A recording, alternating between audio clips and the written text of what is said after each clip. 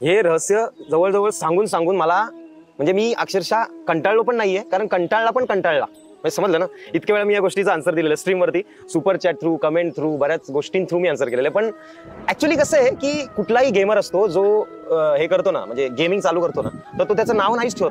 आणि जो नाव त्याचं रिअल नाव ठेवतो तो गेमर कसला, त्याला गेमिंग काय माहिती. असं आता पण एखादा असतो तो स्वतःला वायपर समजतो, एखादा स्कॉर्पियन समजतो, एखादा टायगर समजतो, असे असतात ना काही लोक. तसं मग मी सेल्फ मेड लेजंड समजायचो स्वतःला, कारण कॉलेजमध्ये मी CS जरा चांगलं खेळायचो.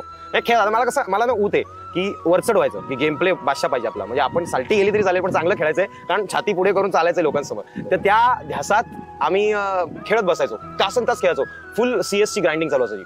तर मग त्याच्यामध्ये मी असंच लकीली असं बोललो, तो आय एम लेजंड मूवी आहे ना, तो बघितला होता नेमका विल स्मिथचा. तर त्या टायमाला फ्लोमध्ये ते नाव लेजंड, सिद्ध लेजंड ठेवलं गेलं होतं, गेमिंग नावाचं. आणि बराच पल्ला गेला, बरीच वर्ष गेली. त्यानंतर जेव्हा चॅनल उघडलं तेव्हा चॅनलचं नाव काय ठेवायचं हा प्रश्न मला पडलेला. तेव्हा मी आणि अनु कशीच बसलेलो. मी बोललो काय रे, सिद्ध लेजंड नाव असं चिंदी वाटते ना अनु. तो बोलतो हा वाटते तर चिंदी, लोक हसतील भाऊ या नावावर फ्युचरमध्ये. मी मग नाव तरी काय ठेवायचं. पण अशी कितीतरी नावं आम्ही अंदाज लावला की अशी नावं, ती नावं, वेगवेगळी नावं.